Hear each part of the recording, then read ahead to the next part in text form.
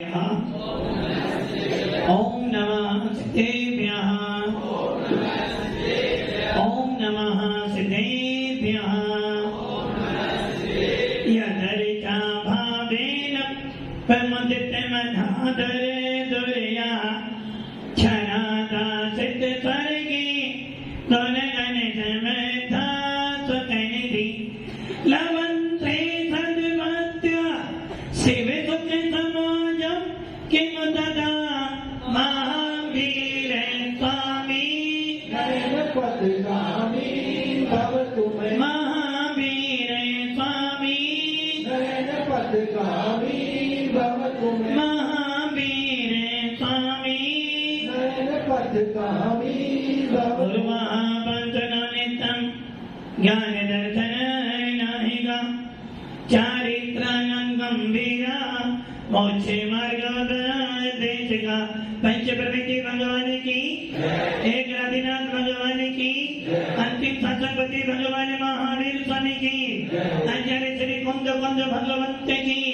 आचार्य Shri Vivian सागर जी महाराज की आचार्य गुरुदेव सनमती सागर जी महाराज की 3 करोड़ मणिरजों की दुआत वाली माता की आचार्य भगवान ईश्वर सुंदर सागर जी महाराज की जय समस्त आचार्य संघ की जय नमस्ते भव्य आत्माओं अतिथ्य थे भगवान महावीर जिनके पावन देवता को सुनते सुनते सदियां बीत गई जिनकी वाणी सुनते सुनते सदियां बीत गई और आप में हम लोगों में से कोई जीव भगवान महावीर की वाणी सुनकर केवल ज्ञान को प्राप्त हो गए। ऐसी वो वीतराग वाणी जो प्रत्येक व्यक्ति का कल्याण करने के लिए इच्छुक है, जिस जिन वाणी को सुनने के बाद हर आत्मा के अंदर भगवान बनने की चेतना उत्पन्न हो जाती है और उस वीतराग वाणी को सुनने के बाद हर आत्मा के अंदर चिंतन शुरू हो जाता है कि काश मैं भी ऐसा होता। ऐसी वीतराग वाणी के बंधो जो आज भी हमारा मोक्ष मार्ग प्रशस्त कर रही है। भव्य आत्माओं भगवान महावीर और भगवान महावीर ही नहीं, जब भी किसी को केवल ज्ञान की प्राप्ति करनी होगी, जब भी किसी जीव को केवल ज्ञान की प्राप्ति करनी होगी, उसके साथ में एक विशेषण जरूर लगेगा कि वो भव्य होना चाहिए। यदि अभव्य होगा तो केवल ज्ञान की प्राप्ति केवल ज्ञान को है उसके पास भी, केवल ज्ञान को उसके पास भी है, धन तो सबके पास में है। कवन जी धन तो इनके पास है? आपको कैसे पता है इनके पास धन? अच्छा व्यापार। अच्छा इनके पास केवल ज्ञान है और आपके पास केवल ज्ञान है, वो केवल ज्ञान प्राप्त कर सकते हैं? कैसे पता चला आपको? यहाँ बैठे हुए हैं इसलिए केवल ज्ञान की प्राप्ति कर लोगे, गलत सोच रहे हो। समूह शरण में चले जाना तो भी केवल ज्ञान की प्राप्ति हो जाए जरूरी नहीं है। मुनिराज बन जाना फिर भी केवल ज्ञान हो जाए जरूरी। सबसे पहला जरूरी है कि वो भव्य होना चाहिए। अब आपके पास सबके पास केवल ज्ञान है, सबके पास केवल ज्ञान है ना?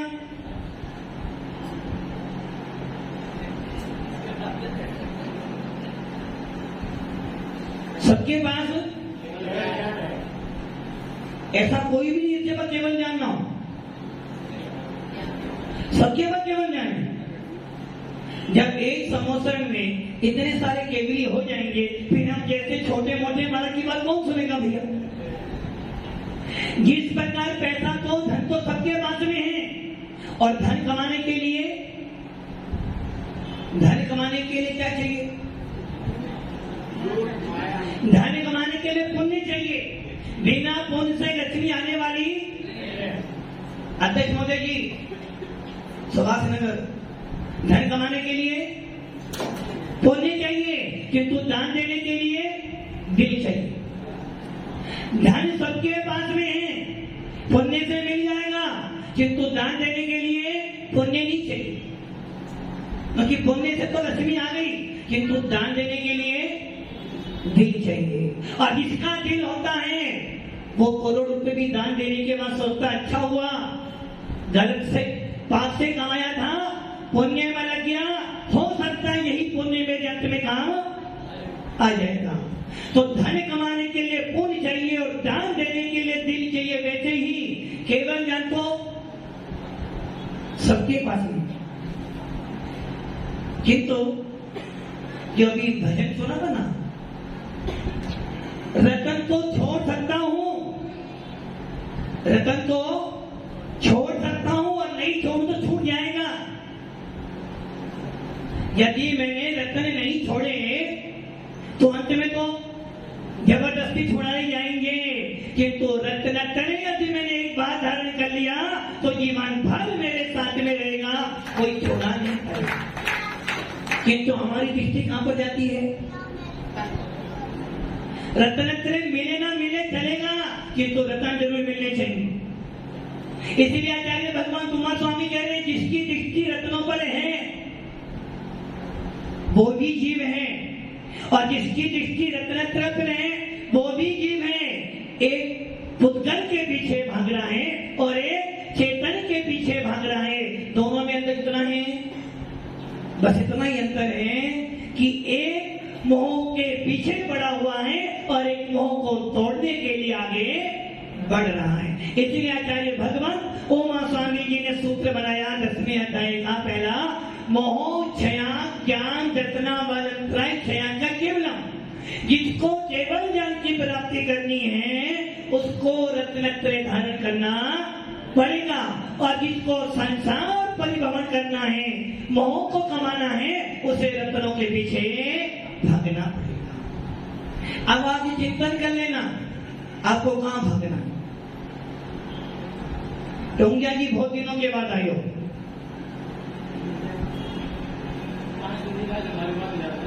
पांच मुनि रात तुम्हारे यहाँ थे, यहाँ भी मुनि राज विराट थे। मतलब कि मोह हो गया ना हमारे यहाँ, मतलब कि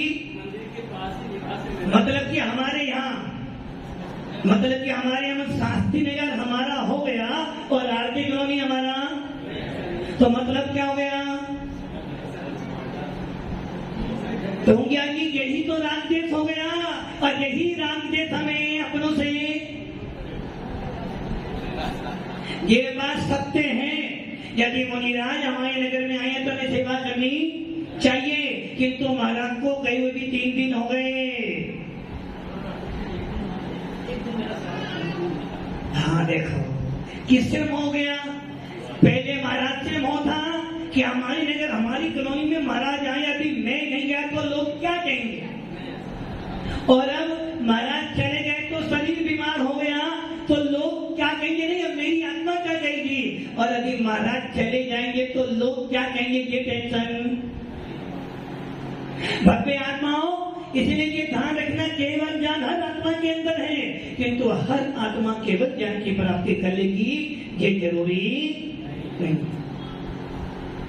मेरी चर्चा चल रही थी अभव्य जीव और भव्य जीव। कौन से जीव हो आप? अभव्य को, अभव्य को, हाँ भाई अभव्य तो नहीं ना, भव्य हो। कैसे मालूम पड़ा तुम भव्य हो?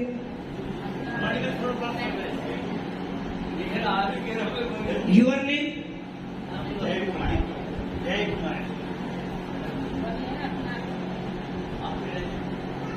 क्या नाम है? प्रदीप। नाम तो अच्छा दिया भाई। अच्छा ये वाला भव्य हो?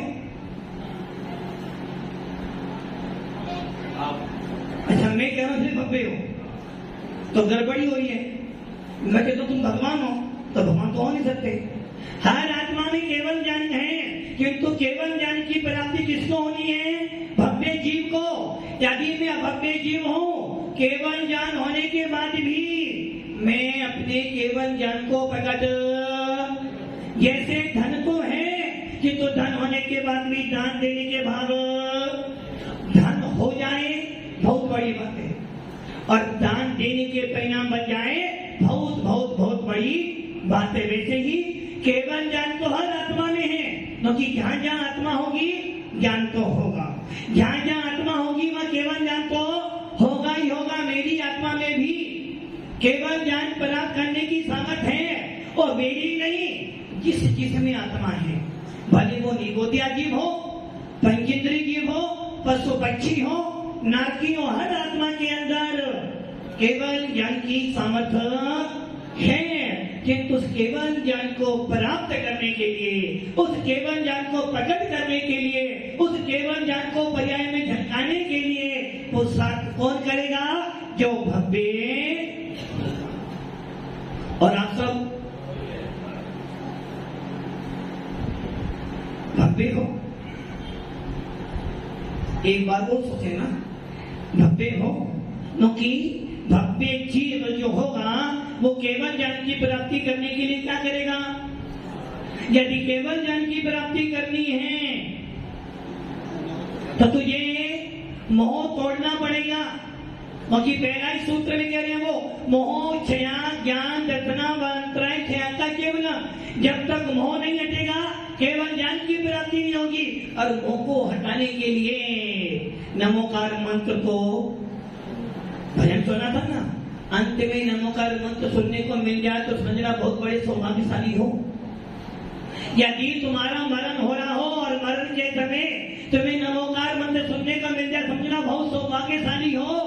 और यदि नमोकार मंत्र सुनते सुनते तेरे भाव नमोकार में लग जाए तो समझना परम सौभाग्यशाली हो कि तुझे तेरे भाव उन पंच परमेश जी में लग रहे हैं, और जिसके परिणाम पंच परमेश जी के आराधना में लग गए, समझे ना, उसको सम्यक दर्शन प्राप्त करने से कोई रोक नहीं सकता।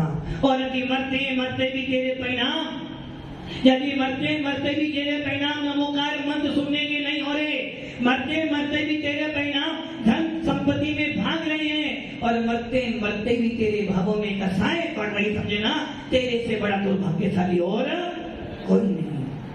भव्य हो, भव्य हो ना। यदि तुम सब भव्य बन जाओगे तो गड़बड़ी हो जाएगी भैया। तो मतलब कि सब भव्य हो, फाइनल हो गया, तो केवल ज्ञान की प्राप्ति के लिए मोह तोड़ना पड़ेगा, और मोह तोड़ने के लिए घर छोड़ना पड़ेगा, और घर छोड़ने के लिए महाराज से संगति दोस्ती करनी पड़ेगी। और आप चाहते हो घर छूटे ना, दोस्ती बनी रहे, मोह टूट जाए और केवल ज्ञान की प्राप्ति हो जाए, ऐसा 3 काल में होने वाला। सुरेंद्र जी, ईद का चांद कभी कभी दिखता है, मतलब कि केवल ज्ञान की प्राप्ति करने से तू घर परिवार भव्य हो ना, मोह तोड़ना है, और मुंह कैसे टूटेगा? घर में रहेगा, अकेला घर नहीं छोड़ना, अकेला घर नहीं छोड़ना, परिणाम बदलने आपको अपने। यदि तेरे परिणाम अच्छे बन गए तो घर में रहता हुए वैरागी रहेगा, यदि तेरे परिणाम अच्छे हैं तो घर में रहता हुए तू वैरागी बन सकता है। जैसे भरत जी घर में रहते हुए भी, और हम घर से बाहर भी चले जाएं तो, घर से बाहर भी चले जाएं तो चिंता घर की रहती है, महाराज के पास भी आ जाए तो चिंता घर की रहती है, और क्षेत्रों पे चले जाएं तो भी चिंता तिजोरी की रहती है। तिजोरी सेफ्टी तो है, दुकान चल रही नहीं चल रही है, तो बताओ कैसे मुंह तोड़ोगे? फिर भी कह रहे भव्य है, भव्य हो ना। भव्य 3 प्रकार के, निकट भव्य, दूर भव्य और दूरादूर भव्य। निकट भव्य वो होते हैं जो 1-2 भव्य ही मोक्ष चले जाए। दूर भव्य जो थोड़े समय के बाद गृहस्थी बसाकर अब लगा कि भैया चलो अब चले, जो थोड़े समय के बाद मोक्ष चले जाए। और दूरादूर भव्य जो बहुत बहुत बहुत काल के बाद। तो आप कौन से भव्य उसमें से? नहीं, दूर में तो हमारा भी तो अनुभव दूर में आएगा। दूर वाला जो थोड़े समय के बाद जाए और दूरान वाले बहुत बहुत बहुत काल के बाद। हाँ प्रदीप जी, कौन से भव्य? देखो पहले नंबर में दूसरों तो दवाई मिलती है, क्योंकि पहले में तीर्थंकर आते हैं, दूसरे में हम जैसे मुनिराज माता जी आएंगे, तीसरे में आप लोग आओगे। तो कौन सी क्वालिटी होगी आपकी, किसने नंबर पे? सही है ना। अब देखो पहले नंबर जैसे होते निकट भव्य, निकट भव्य वो कम से जो कम से कम 2-4 भाव 7-8 रुपए में मोक्ष चले जाए। जैसे जैसे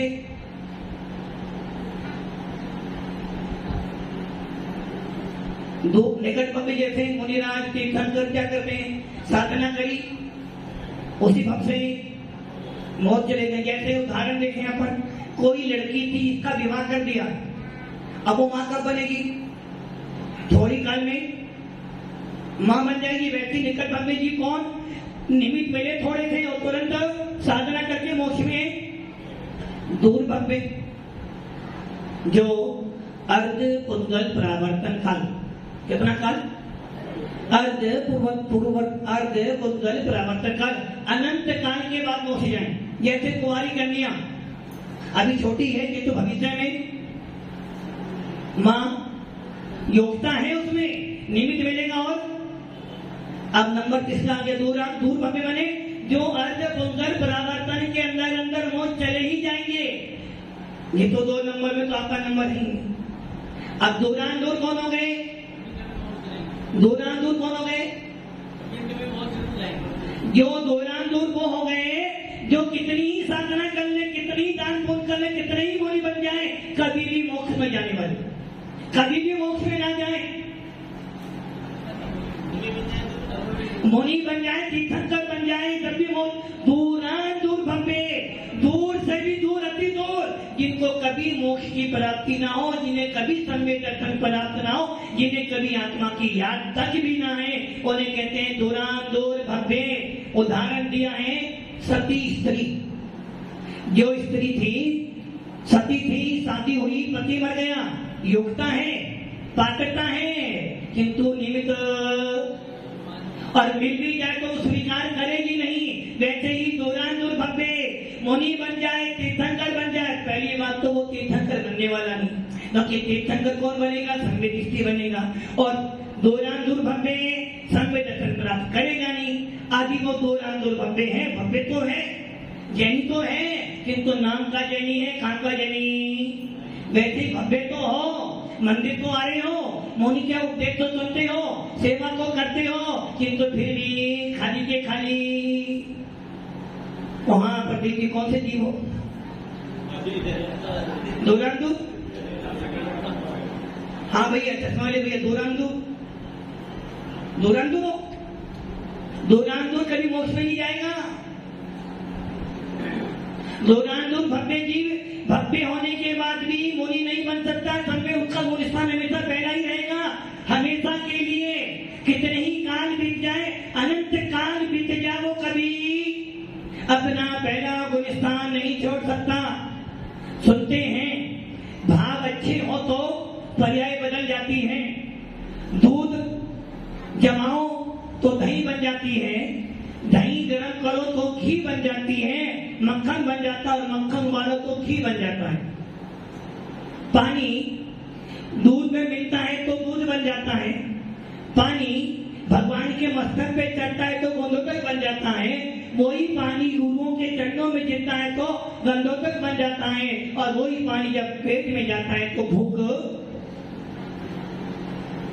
पानी की एक बूंद केले के पत्ते पे गिरकर कपूर बन जाती है। संगति से बदल जाते हो, भावों से बदल जाते हो। तो क्या दूरान दूर भव्य कभी मुनिराज का सानिध्य पा ले, तीर्थंकर का सानिध्य पा ले तो बदल सकता है ना? बदल सकता है ना? नहीं बदल सकता। जिनकी आंखों में काला पानी आ गया है, कितनी आंखें बदल देना वाकई ठीक होने वाली। वैसे ही यदि दूरान दूर भव्य को तीर्थंकर भी मिल जाए, मुनि भी मिल जाए और मुनि भी बन जाए तो भी गुणस्थान उसका सदैव पहला ही रहेगा। कब तक? तब तक जब तक संसार है। वो अपनी पर्याय बदल अनंत काल बीत जाए तब भी वो भव्य से दूर भव्य से निकट भव्य दूर भव्य नहीं बन सकता। तो ये ध्यान रखना, अभव्य तो अभव्य है ही, वो तो मोक्ष में जाएगा ही नहीं। तो यदि तुम दूर भव्य बन गए, भव्य तो बन गए, ज्ञानी तो बन गए, किंतु धन धन धन धन। तो ध्यान रखना, दूर भव्य जी भी ऐसा ही है जिसे कभी मोक्ष मिलने वाला। तो हम लोग कौन है? भव्य तो है, किंतु राकेश जी भव्य तो हो दूर। आप इतना कंफ्यूज कर देते तो कोई सोचते अरे जैन शासन यही तो नाम है, सबकी सुनने के बाद भी अपने पद को नहीं छोड़ना। जैन शासन कहता है यदि मैं घुमाऊंगा तो संसार के चक्कर से बच जाएगा, और यदि संसार घुमाएगा तो संसार से नहीं तो अपने सम्यक दर्शन से छूट जाएगा। इसलिए जिन शासन तुम्हें हर प्रकार से सावधान करना भैया, भव्य बन जाना ही अकेला मोक्ष का कारण नहीं है। भव्य बन भी गया और दूर हो गया तो मोक्ष मिलने वाला नहीं है।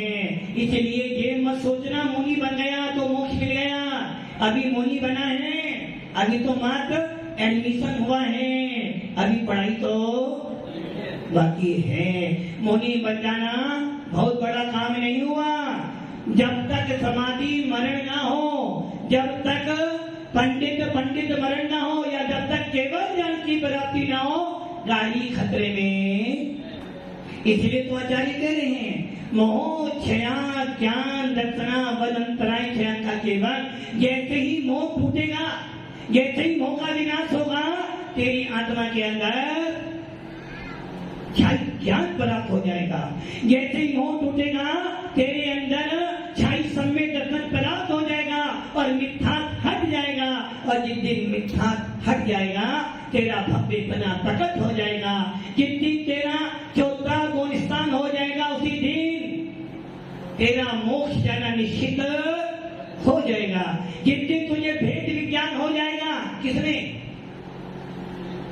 हाँ भैया, भेद विज्ञान किसमें करना है? चश्मे वाले भैया, भेद विज्ञान किसमें करना है? महाराज जी में और अपने में, सही ना? महाराज में और अपने भेद विज्ञान करना। महाराज अलग है, मैं अलग हूं।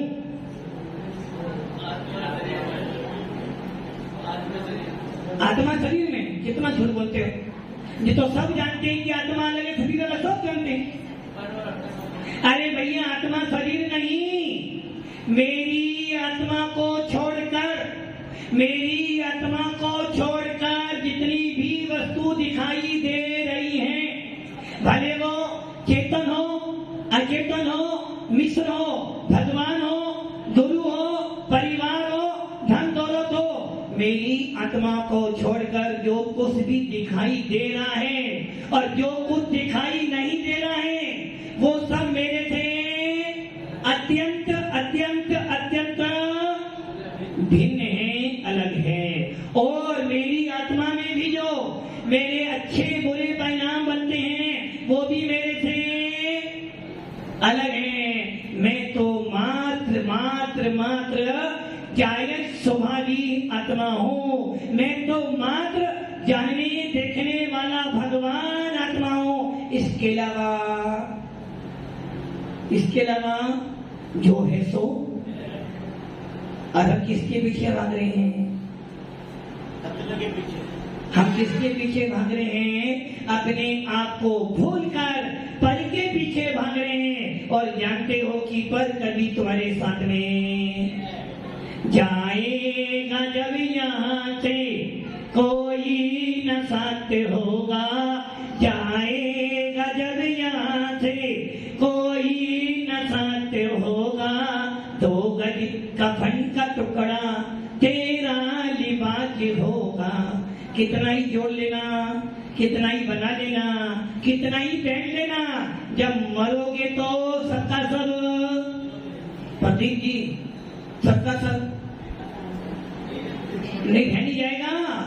जब मरोगे ना तो घर वाले कहेंगे भैया उंगली काटे तो काटो किंतु अंगूठी निकाल लेना, क्योंकि उंगली से अंगूठी महंगी है। तो सोच लो तुम्हारे शरीर की कीमत मात्र एक मुट्ठी राख है। तुमसे ज्यादा कीमत किसकी हो रही है? उस पुद्गल की हो रही है जो पुद्गल तुमने खमा खमा कर रखा है। इसलिए भव्य आत्माओं केवल ज्ञान की प्राप्ति करनी है, मोक्ष को प्राप्त करना है, भगवान आत्मा बनना है तो मोह को तोड़ो और अपनी आत्मा में भेद विज्ञान उत्पन्न कर ले। जिस दिन भेद विज्ञान उत्पन्न हो जाएगा उसी दिन से तेरा मोक्ष मार्ग शुरू हो जाएगा। ओम नमः। बोलिए आचार्य।